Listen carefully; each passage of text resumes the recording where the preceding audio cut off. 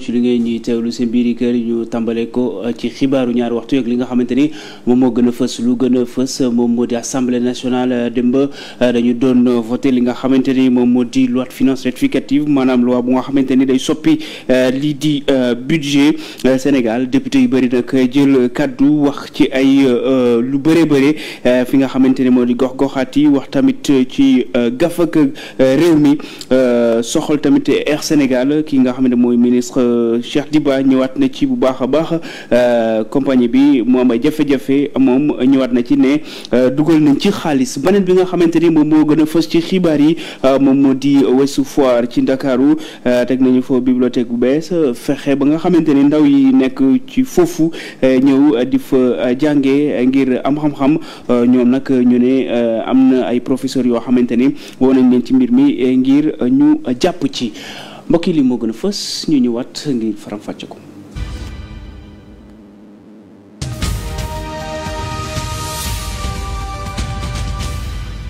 ci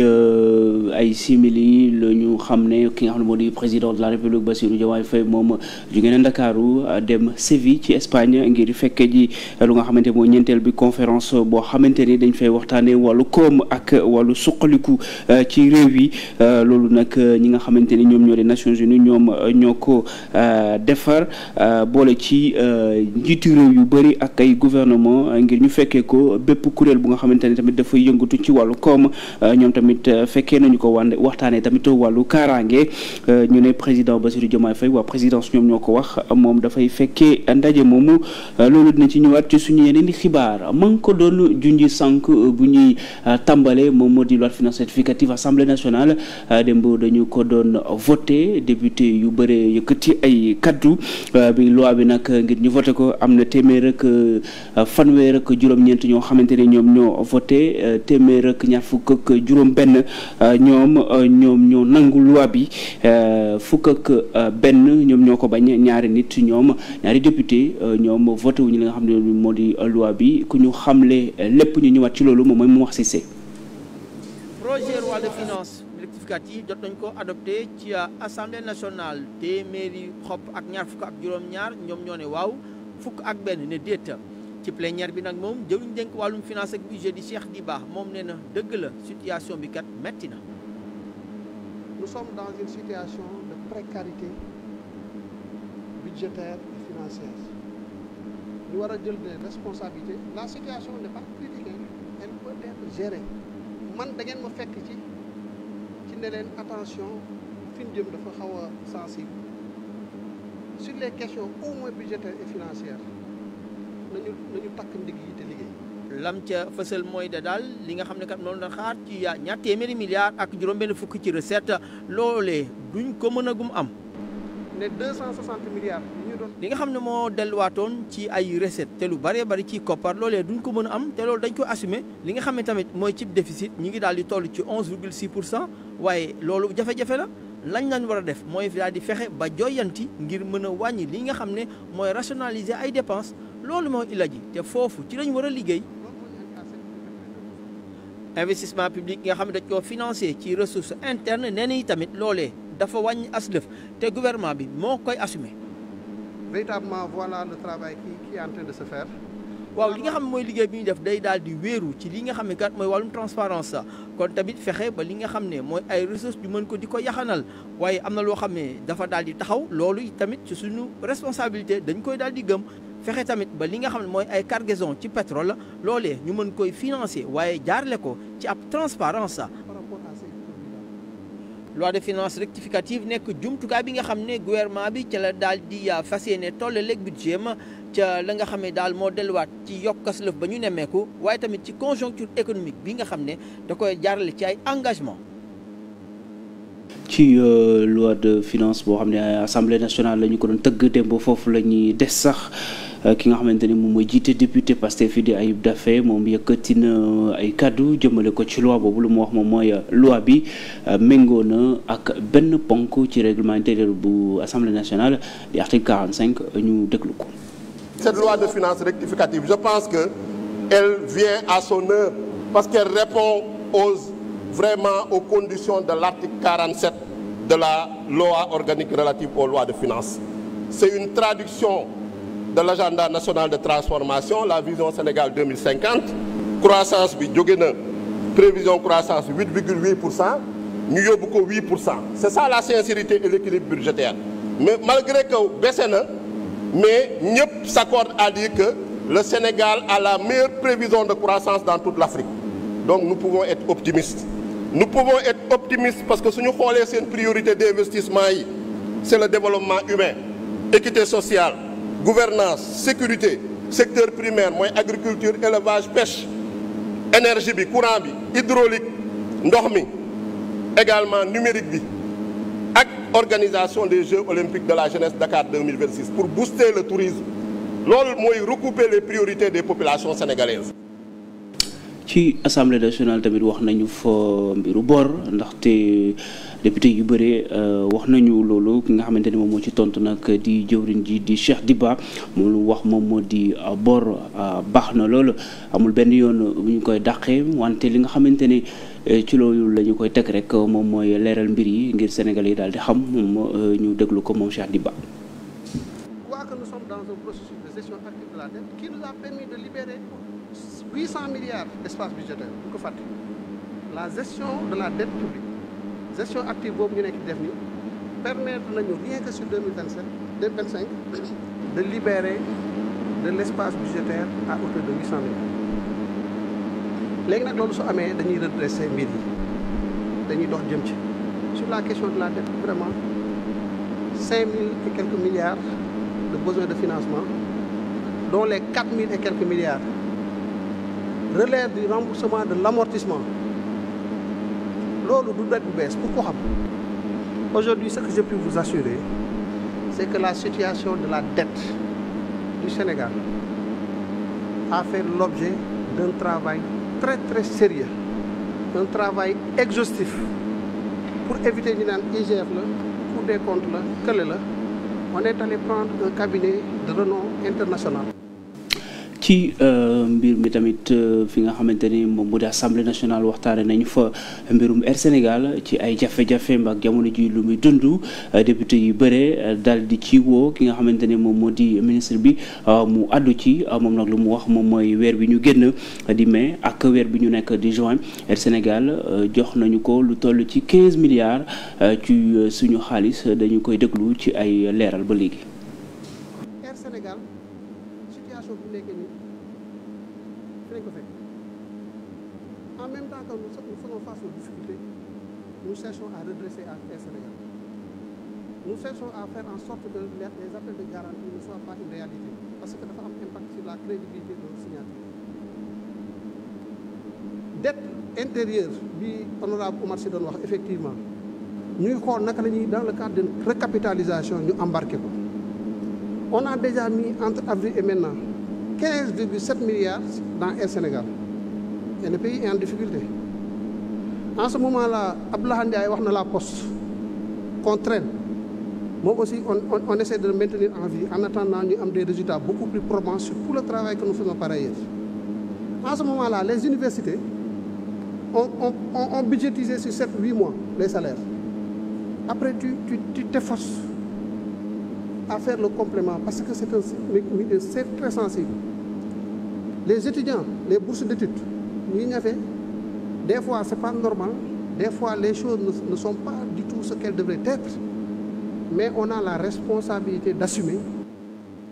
bu ñu dégloo député yi nga xamante ni ci nguur gi la ñu féetee ki nga xam ne moom moo di jëwriñ bi ñu déglu ko léegi di Cheikh Diba ñi nga xamante ni nag ñu ay député yu féetee ci kujje gi ku ci mel ni Thérèse Faye Diouf moom li mu wax moom moo di gox-goxaat yi jotuñu benn dërëm ci li nga xamante ni moom mooy xaalis bi ñu fa war a yóbbu ci atum 2025 li nga xamante ni tamit moom mooy liggéey yi ñu fa war a def tamit dafa taxaw moom ñëwaat na ci loolu dañu koy teewlu ci ay kàddu. Je parle devant l'opinion nationale et internationale, monsieur le ministre des Finances. ba fii ñuy wax foog naa ay maire bi ci biir salle bi ak ay président de conseil de département amul benn collectivité territoriale boo xamante ne jot na dërëm 2025 bii ñu nekk ba bés bii may wax pour ñu réaliser li nga xam moo tax askan wi fal ma bëggoon xam monsieur le ministre ban réponse dañu ciy apporter. Gis nañ ne que avec le bureau de l'association des maires sunu président rendre nañu compte signé nga arrêté bi waaye signé arrêté nag ak joxe koppar dafa am loo xam ne da cee xaw a wute ñu yaakaar ne tamit suñu gisee ci document bi ñu ne le niveau de réalisation des investissements dafa faible je pense que contribution bi collectivité territoriale di def di tabax école di tabax poste de santé di tabax yeneen infrastructures sociales de base yoo xamante ne loolu bu ñu koy capitaliser ci biir état taux d'investissement boobu lay dugg donc d'où l'intérêt vraiment ngeen génneel ñu koppar yooyu li des ci at bi ñu mun ci liggéey. beneen député boo xamante ni ci ku jóge la boo ko Amadou Diallo moom yëkkati nay kaddu lu mu wax nag moom moo di këru taskatu xibaar yi dañu sonn koppar yi nga xamante ni moom la ñu waroon fa dugg fa te loolu ñoom loo xamante ni la ñoom ñoo ko yellool moom tamit dañu koy teewlu. Monsieur le ministre, règlement fonds d'aide à la presse kañ ngeen koy fay. Il faut ñu jox les entreprises de presse seen wàll ci budget national bi donc seen moomeel la seen droit la faut pas le retenir pour asphyxier et tuer des entreprises mises en place par des Sénégalais et pour des Sénégalais donc loolu nañu fexe reverser les fonds d'aide à la presse ça ne sert à rien de le garder pendant que les gens sont en train de mourir de faim je pense que loolu aussi am na solo. ci biir assemblée nationale tamit wax nañu fa ki nga xamante ne moom moo di Bachir Fofana nga xamante ne àllarba bi weesu dañu ko teg loxo jamono ji mu ngi kaso ginnaaw bu nga xam ne président assemblée nationale Malick Ndiaye moom moo ko porté plainte moom nag ñu jàpp ko ki nga xamante ne moom moo di Papa Djibril Fall ak tamit Abdou Mbow ñoom ñaan nañu ki nga xamante ni moom moo di président assemblée nationale ngir mu baal ko dindi li nga xamante moom moo di plainte bi mu jot dugal. Monsieur le Président, je voudrais profiter de cette occasion pour faire une demande en tant que collègue nga retirer plainte bi nga xam ne moo bàyyi Bachir Fofana fële. donc dañu bëgg yow aussi nga baale ndax bëgguma ñu naan seen président moo yóbbu diw kaso. président de l'Assemblée nationale ci yow lay tàmbalee ndax da nga bokk fi mu ne ni ci ñuy symboliser régression démocratique Sénégal ndax kii di Bachir Fofana fee mu nekk tey. sa loxo génn ci te loolu jàpp nañ ne bu ñuy taxaw fii di xeex loolu ci la bokkoon kon ñoo ngi lay wax loolu nga génn ci bu baax. di wax ne Bachir Fofana moom taskatu xibaar bi dinañu ko atte ci bu ñuy dëgmal ci semaine bi xool mba xam dafay des prison wala sax dafay génn dañuy génn assemblée nationale dem Thiaroye-sur-Mer foofu am na juróom-ñaari sénégalais yoo xamante ne ay ndaw lañu ñoom dañ leen a teg loxo ginnaaw bu nga xamante ni dañ doon génn di ñaxtu ngir ñu ñoŋal li nga xamante ni moom moo di bédaan ndaxte foofu dañu fay defaraat yeneen mbir yoo xamante ne ña fa dëkk ñoom bugguñu ñu def ko fa ci loolu nag ci la askan wa ak ñi nga xamante ne ay ndaw lañu génn di ñaxtu jamono ji ñuy wax ak yéen ñu ngi leen di teg loxo kii nga xam mooy porte parole benn kuréel gu fa nekk di Abdourahmane Diouf moom li mu wax moom moo di ndaw yooyu ñu bàyyi leen ndaxte defuñu dara dañ doon génn rek di ñaxtu te loolu bokk na ci nga xamante ne moom mooy seen àq ak seen yelleef dañuy dem ba mbaan nekk boori Ndar foofu nag ginnaaw bu nga xamante ne président de la République Bassirou Diomaye Faye doxantu na fa càmbar li nga xamante ne mooy liggéey yi fa amoon ci ay hectares yoo xamante ne yëkkati woon nañu ko jox ko compagnie buy defar suukar di CSS ñi nga xamante ne ñoo fa dëkk nag ñoom dañuy ñaxtu nee nañu ki nga xamante ni moom moo di président amul droit di def loolu ki nga xamante ne nag moom lañ ci woo moom mooy Dembaru Sow moom mooy maire bu nekk foofu moom tamit yëkkati na ay kàddu ci loolu dañu koy déglu. mbaan jamono ji yëngatu na localité bi nag moom mi ngi ci projet d'extension foncière bu nga xam ne dañ ko jagleel compagnie sucrière sénégalaise loolee ñu ko daal di valider jaarale ko ci ab délibération mooy conseil municipal ba te mi ngi toll kat ci 1,000 hectares ak lu teg président la commission domaniale nee na daal loolu du dëgg demeewul noonu. ñoom ñu ne wax ak CSS ba seen protocole doy leen te li ñu ameet ku ko amoon jël ñu ne d'accord nañ si lii andil nu seen protocole ca conseil rural ba bi ñu ñëwee. ñu exposé protocole bi conseil yëpp gis lii ñu tër baax na si morceau bi ñu wote ko. bu ñu sukkandikoo ci maire bi nee na ni nga xam ne mooy ndogali kat mi ngi tukkee ci waxtaan boo xam ne waxtaan la ba déggoo ci diggante askanu Mour Seyni ak entreprise sucrière bii waaye loolee ña ko validé mooy conseil municipal bi. ndox moo ñu manqué bu fekkee ne am nañu Sénal mun nañu jox population bi 400 ba 500 ba 1000 hectares boobu lu ñuy jox CSS mun nañu ko jox population bi. Memra d'accord ma wax Memra nag li nga waxtaan ak nit yi doo laal dara en tant que defoo li nga waxoon yëpp ndax nun amuñu doole mënuñu dem si yoon mënuñu def dara respectel protocole yi nga waxante ak gars yi. tàng na jër jamono ji foofee ca Mbane conseil nag moom di sàkku ci ñi nga xam ne ñooy waa Mour Seyni ñu bokk ci projet bi ne daal Mbane bëgg na ci liggéey ngir souveraineté alimentaire. li ma soxla mooy Sénégal nañu bayeer yi ñëw ñu kotti Sénal ñu dem si jéeri yaa ngi dégg ndax xam naa ni waa Mbeelooñ Agaaɓe ñu ngi kaar Sénal boo ñu amoon ndox ñu jël waa Buteyni boo ñu ko amoon ñu jël waa Saari Lam boo ñu ko amoon ñu jëy lépp li nga xam ne nun lan mooy suñu problème mooy ñu liggéey Mbane. ñaar fukki fan ak ñaar ci weerum juin collectif aar sunu suuf ak ñi nga xam ne ñoo ci daal di bokk nee nañu daal dañoon sàkku ba tey ci njiiti réew mi mu daal di amal ak audit général ci jafe-jafe yi nga xam ne moo am ci suuf si ak nañ koy joxe jaarale ko ci municipalité bu Dagana ñoom ba tey di sàkku rek ñu indi ci ay leeral. ngir dàq lépp lu nga xamante ne moom mooy xaste wala sax di saaga ci média yi am na benn kuréel bu nga xamante ne moom mooy juddu mu tudd Sénégal débat ki nga xam ne moom moo ko jiite nag mooy taskatu xibaar bi di Astou Dione luñ ci wax moom mooy fexe ba Sénégalais yi waxtaan seen biir waxtaan wu am solo ci wàllu koom wàllu napp gi wàllu mbay mi ak yeneen i waxtaan yoo xamante ne nañ ko amal ngir dàq ay jafe-jafe fii ci Sénégal Papis Dem ak Kajoor Cissé lañ ciy àndal. dakkal waxante lu ñaaw yi ñu nemmeeku ci plateau télé yi fexe ba jox kàddu ñi ko yellool waaye itam daal di boole sénégalais yi ñu doon benn loolee moo tax a jug plateforme bi ñu duppee Sénégal débat. dañu gis ne at yi nga xamante ni moom moo weesu sénégalais yi ni ñu doon toogee di waxtaan ni ñu doon toogee di dégloonte dafa daal di mel ni lu dakk tant que communication bi ak waxtaan bi ci suñu biir jàllul loolu dafay mel ni comme si que ñi ngi bëgg. mais teguñu les bonnes bases yi mooy waxtaan débat ci jàmm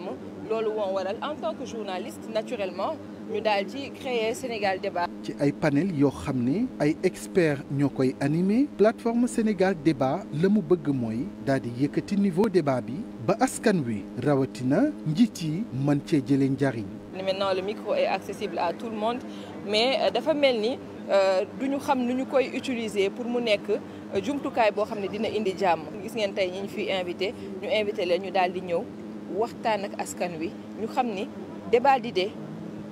réew mënut a développé wu te amul débat d'idées te nit ñu tooguñu waxtaan surtout boo xamante ni ci dal la ak luy amal njëriñ Sénégal. lëkkale askan wi waaye itam dalal espace public bi doon na loo xam ne képp ku bëgg a jàmm dina la soxal ba tax nag ay kuréel daal di fekk ci projet Sénégal débat bi li Astou Dione def dafay méngóog li ñuy def ci wutum jàmm bay teg ay ambassadeurs de la paix dans le cadre du programme Saxal Jàmm gis ngeen ne même le président du Haut Conseil du dialogue social wax na ne li Astou Dione di def prolongement wu li nga xamante ne moom ay mission la kon ñun ñëpp dañu gis suñu bopp ci li nga xam ne mooy Sénégal débat. ginnaaw lancement officiel bi ñu amal samedi bi fii ci Ndakaaru plateforme Sénégal débat nag fas naa yéene teewu fépp ci 14 régions yi nekk ci réew mi. ngir fexe ba ndaw ñi di lire wala sax di jàng ay téere ñi nga xamante ni nag ñoom ñooy benn kuréel ki jiite di Hann Pulaar de Sow ñoom ñoo ànd te ji benn kër goo xamante ne dañ fa def ay téere ngir fexe ba ndaw yi Ouest Foire di gën di lire di jàng bu ko defee ñoom ñu am xam-xam dàq lépp lu nga xamante ni moom mooy jëm ci wax yu amul njëriñ loolu nag ñoom dañ ne dañu ko def ngir fexe ba sénégalais bu ci nekk nga am xam-xam dañ leen di déglu ñoom ñi nga xamante ni ñoom ñoo teg kuréel googu. Malheureusement on nous dit les enfants ne lisent pas alors qu'on ne les met pas dans les conditions. téere mooy lépp nit bu jàngee rek dafay am xam-xam bu xam-xam amee rek réew mi dina am richesse dina am croissance dina am kii moom yaakaar ne donc que bu fekkee ne lii quartier yëpp am nañ ko Dakar quartier yëpp am nañ ko Sénégal yëpp quartier bi am nañu ay bibliothèque yaakaar naa ne résultat xale yi dina ñam ci kanam surtout que ñu ngi nii di dem ci forum national du livre bi nga xam ne président de la République moo ko wootee. Mais aussi il y a un autre aspect qu'on a voulu, sur lequel on a voulu innover, c'est faire des projections avec les enfants. am na lu yees loo xam ne nii andi na ko ci mbir mi mu di projection vidéo yi nga xam ne dañ koy seetaanandoo ak xale yi ak ay cours yuñ leen di defal ngir gën a yokk seen xarañteef dinañ amal it ay séance de conte yoo xam ne dañ leen ciy léebal ñu ci oo nag auteurs yi ñi di bind ak ñi nga xam ne dañuy yëngu ci wàllu lépp dinañ ñëw ci biir ay bés bile amal fi ay séance yoo xam ne dañ koy jagleel conte poésie théâtre li ñu bëgg daal mooy yee li nga xam ne mooy nelaw ci tout tànk yi. Donc c'est le moment de leur permettre de s'ouvrir au monde, de s'ouvrir aux autres et de se connaître. jamono ji nag ñu nekk dañu seetlu ne ci fi nga xamante ne moom mooy fi ñuy tàggatee yaram di ci terrain yi dafa am ñu bëri ñoo xam ne dañuy ñàkk seen bakkan bu ci mujj moom mooy Fadiouf Ndiaye nekkoon capitaine US Ouakam ci football moom dafa ñàkk bakkanam ginnaaw bu nga xamante ni ay crise yu ñu nemmeeku ci ñi football loolu moo tax ba nga xamante ne ANPS kuréel goo xamante ne taskatu xibaar ñoo ci nekk ñoo xam ne dañuy tàggat yaram ak tamit ay médecins ñoom fexe ba ñaax ñi di tàggat yaram ñu gën a xam lan moom mooy seen wér-gu-yaram ak tamit nan la ñuy def ba nekk ci lu nga xamante ni moom ba am wér-gu-yaram bu dëgg dañ ci ànd ak Mamadou Konté Pape Ousseynou Ngom ci leeral yi. gannaaw bu ñu nemmeekoo ci wàllum sport yokkute ay cas d'arrêt cardiaque wala commotion cérébrale journaliste sportif yi fas yéene taxaw temb ngir am liggéey ci wàllu woowee li fi xewoon ci lu yàggul dara ak Fadiouf Ndiaye mi nga xam ne ni moo nekkoon capitaine bu US Ouakam te ñàkk bakkanam gannaaw jongante bi mu doon amal tax ba ñu bëgg a moytoon def li ni mel. FIFA tey ak CAF yëpp dañ ko jël ak bras le corps ñu gis ne aussi en Europe ay association bëri dañuy commencé di yëngatu ci loolu ñu ne nag il faut que ñun ñu xool nan la ñu mën a def pour liggéey ak association bi nga xam ne ay médecins sport nan la ñu mën a def pour dajalee suñu force ñu defal ñu ay formation arrêt cardiaque doon li nga xam ne nii bëri na lool ci jamono gi ñu koy gis ci wàllum tàggat yaram ba tax na ñu war a jël ay matuwaay balaa match bu ne. li ci gën a efficace mooy défibrillateur ci fépp fu ñuy fubale war a am défibrillateur. war na am ambulance médicale parce que ambulance médicale boo ko déggee mooy ambulance médicale mooy ambulance bu am défibrillateur mu am également des personnel formé. am na ay réflexes yi nga xam ne nii mën na tax ba ñu gën a mën a xeex li ni mel. Digo il faut que ñëpp xam nan la ñuy defee massage cardiaque déjà balaa ngay xam kii sax da nga koy defal il faut nga xam kii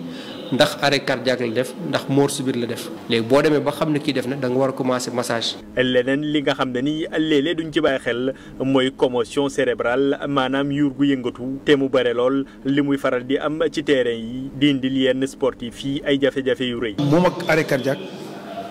mooy ñaari cas yoo nga xam ne boo ko gisee matul ngay xaar arbitre pour mu wala da nga war a dugg directement ci terrain bi pour xool.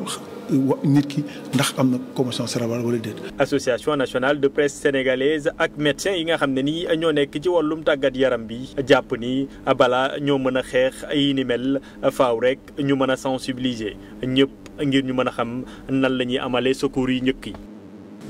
jërëjëf Mamadou Konté fexe ba aar ñëpp ñi nga xamante ne ñoom ñooy tàggat yaram ci bépp terrain bu ñu mënti nekk ci bépp sport bokki fii la ñuy yem ak yéen ci li ngeen ñu doon teewlu ñu ngi leen sant leen gërëm ci li ngeen ñu doon seetaan seen programme dafay wéy ci 7TV ak ci suñu ay réseaux sociaux yéen doo leen ak jàmm.